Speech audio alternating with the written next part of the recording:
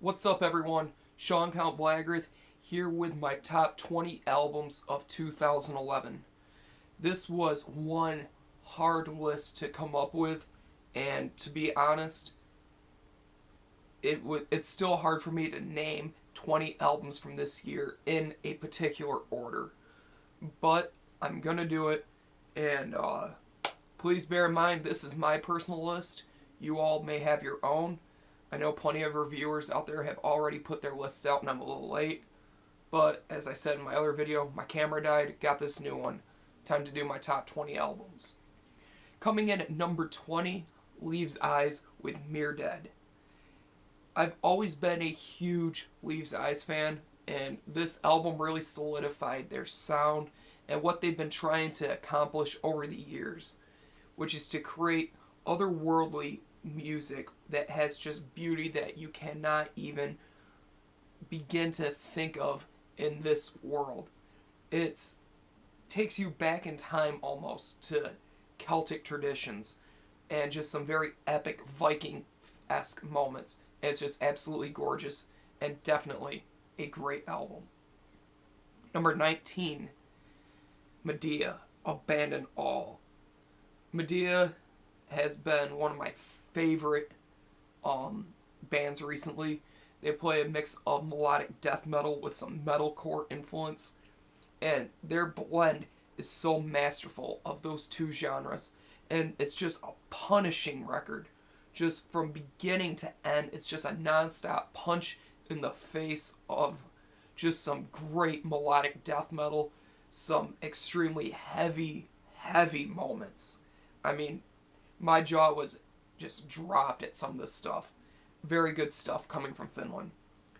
Number 18, we're going to Norway with Taake and Noregs Vaapen. Taake is a Norwegian black metal band, and I reviewed this record, and I have to say, my opinion hasn't changed much. It is absolutely great stuff. It features some very unique elements of classic hard rock and a banjo, which was very cool, and just in my opinion, this is a great record that anybody who's into black metal and Norwegian black metal will really be able to pick up and grasp. So if you're into Norwegian black metal, definitely check this out, and it's definitely worthy of the number 18 spot. Number 17, Forteresse with Crépuscule d'Octobre. I'm not sure if I said that right. I don't speak French. Forteresse is a Montreal black metal band, a Quebec black metal band, I should say, to be more specific. They are a fantastic atmospheric black metal band. They're one of my favorite black metal bands of all time, and just really create some dense atmospheres using keyboards and just a raw guitar sound that just spreads over your musical senses and just sucks you in, and it really is a beautiful thing.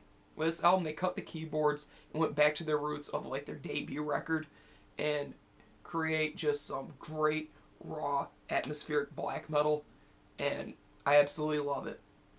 Number 16, Leviathan, True Traitor, True Horror. Leviathan is one of those US black metal bands I've always had a massive amount of respect for. I love the 10th sublevel of Suicide, and really every album that he has done. This album is easily his most angry, pissed off, and hateful release, and you can really hear that. It just digs deep into your core and just sinks its teeth into you, and it will not let up for the entire duration of this record. It's dark, it's hateful, it's atmospheric, and it's just amazing. Definitely a great album. Number 15, Korpiklaani with Ukon Wacka. Korpiklaani, as many of you know, is one of my all-time favorite bands, and this album, they really stepped up their game. They have blended so well a mixture of their folk and their metal, and they just turned the volume up on both ends. The metal parts are heavier and the folkier parts are even folkier. It's a fun, great listen that I highly recommend to everyone. This is a incredible release. Number 14, Gigan with Quasi-Hallucinogenic Sonic Landscapes. Gigan is one of the craziest things I have heard this year. I take that back, the craziest thing I've heard this year. This is some of the most chaotic, noisiest, yet most atmospheric music I have heard in the last 10 years, at least. I have yet to hear anything that sounds like this. It just comes at you with this wall of sound, and it just washes over you, and just beats you mercilessly until this album is finished. And you can't help but just surrender to it, and just love every second of it. With its chaotic structures, masterful musicianship, and just really, really great lyrics, you cannot go wrong with this. Number 13, Autopsy with Macabre Eternal. I'm a big Autopsy fan. They're one of my favorite death metal bands of all time, and I was really looking forward to this, and good God did this album deliver. It features just some of the darkest music that Autopsy has created, and really, it's a snuff movie on disc. It's really the only way I can think of it. It's an audio snuff film. It's dark and dirty and dingy and just purely evil and disgusting and nauseating, and that's what I love about Autopsy. This is a fantastic album. Number 12, Goatmoon with Varjot. Goatmoon is a incredible Finnish black metal band, and this album really, really stands out to me. It's just such a atmospheric, dark, and hateful trip into the mind of a absolute genius. This music is really just gorgeous.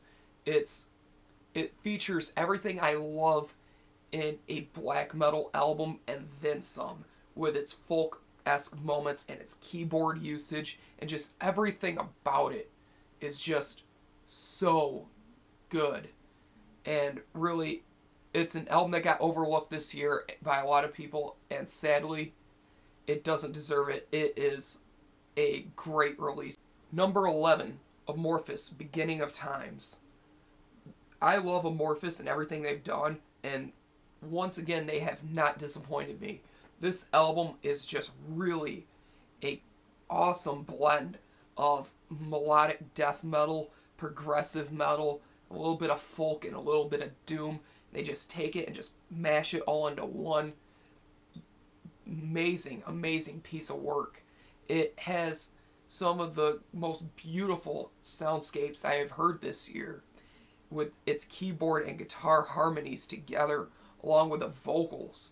It just really creates just this one-of-a-kind sound that you will not find anywhere else, not only in metal, but in music.